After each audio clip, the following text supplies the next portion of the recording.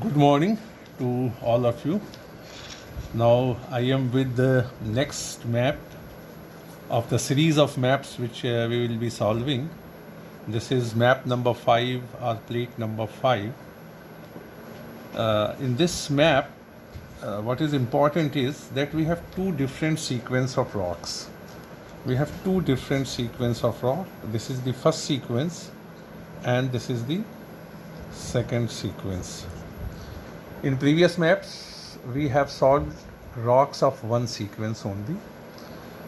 One sequence means all the rocks will have same strike line and same dip. But because here we have two sequences, sequence 1 will have different strike lines and dip. Sequence 2 will have different strike lines and dip. Now in this map, if you can see, it is written as upper series and lower series. And it is divided by a term unconformity, which I have shown you with a zigzag line. So whenever we have two sequence, there will be a surface between the two sequence which will be called as unconformity. We will learn about unconformity in your second unit, but here just take it as a surface along which rocks of two different sequences are meeting with each other. So if I can trace that surface, so this is this surface of unconformity. This is the surface of unconformity. Along this, the rock of upper series is in contact with lower series. So actually this is an unconformity surface.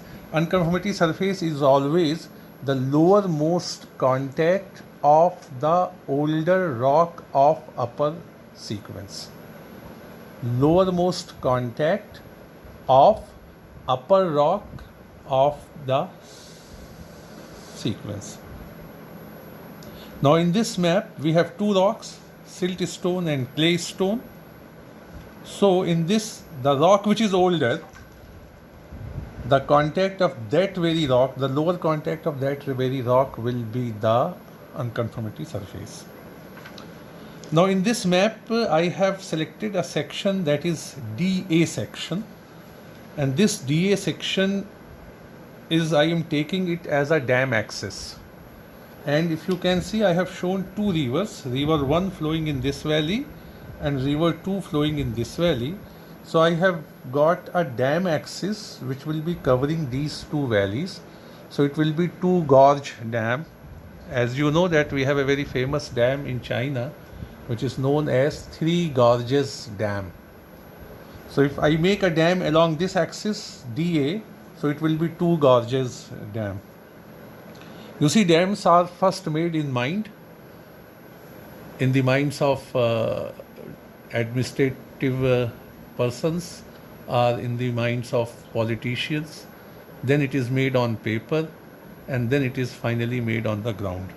So here I am trying to make a dam on paper, so I have selected a dam axis so that I can tap these two rivers, and along this axis I would like to see that what is the distribution of rocks.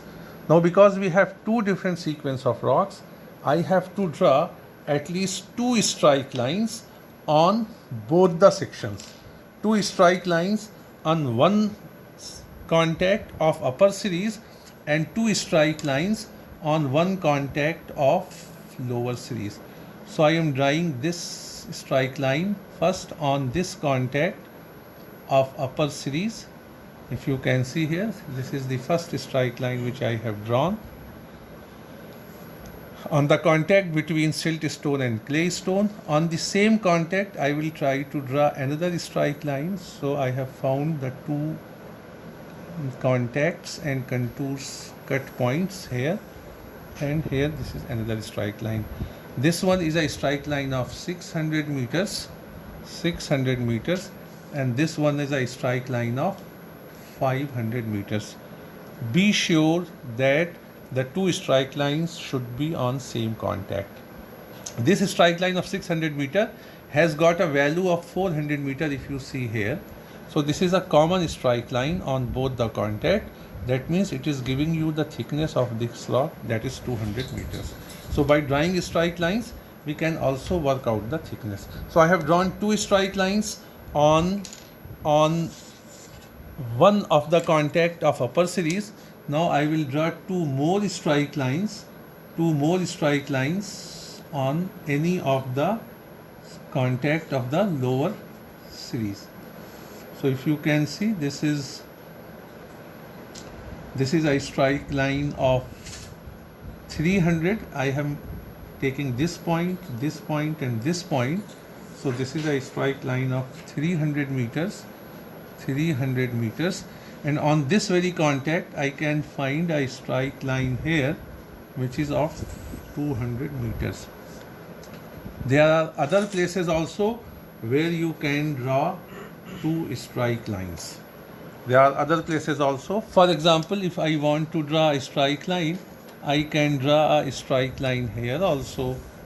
This is a strike line on this contact having value 400, and if I have to use this very strike line for my solution, so I have to have another strike line on this very contact which is of 500 meters. So whatever strike lines we have, the direction of dip will be perpendicular to the strike lines which I am showing with the arrow. In this case, the dip direction, the true dip direction will be perpendicular to the strike lines. Now our section is DA, which is neither perpendicular to the strike line of lower series nor it is perpendicular to the strike line of upper series. So in our solution, whatever dip we are going to get, it will be a apparent dip. So now I will fold my map along DA. I have already transferred the contour points and I have got the profile. Now what I will do, I will transfer the contact. I am going to transfer first the contact of upper series with red color, and then a contact of lower series which is by chance coming at only at one place. It is coming here. You see, be sure that whenever you are selecting a section, it should at least cut one contact of the rock. So fortunately in this section we have got these cut points. Now for both rocks, you see the strike line are different, their orientation is different, their direction is different. So is their dip. Now first of all, I will transfer the strike lines of upper series. I am transferring it here at the one side. You can transfer it anywhere on the baseline. This one is 600 strike line and this one is 500 strike line.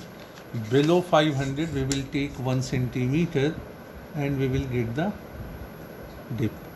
So here you can see we have got the dip of the rocks of upper series. Similarly, if you see, my section is cutting the section line at a very far off distance. You can see here, that means angle which will come will be very low. You see, at this much of distance we have got these 2 points. So I am transferring this distance. If you can see here, this 300 strike line is having point here. This is 300 and this is 200. This is 300 and this is 200.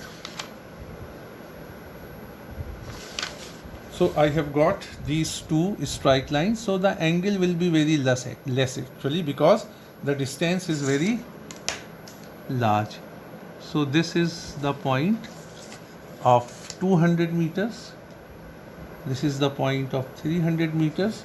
So from 3 to 2 I will join and I will get the angle of dip.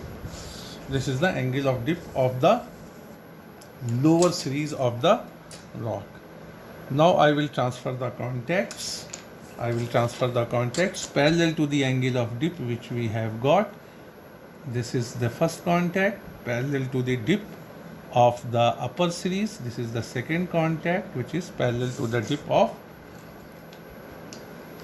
the upper series. And this is here we are going to have the rock like this parallel to this dip. I have got these 2 points, so I will join it like this.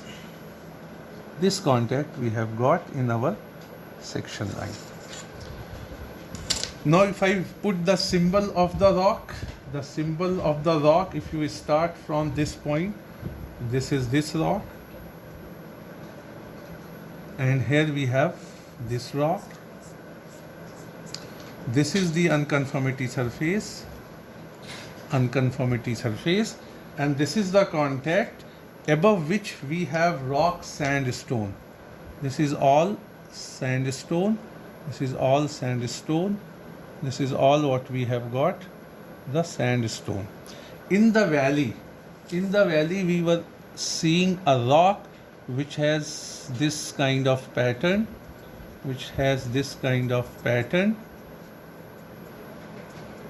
but now we are getting the upper contact of this rock only. So I have to know the thickness of this rock. In fact, we have to work out the thickness of all the rocks from the map. If you see this rock, which is mudstone, this is at 300 meters here, and it is at 200 meters here. This is 200 contour line.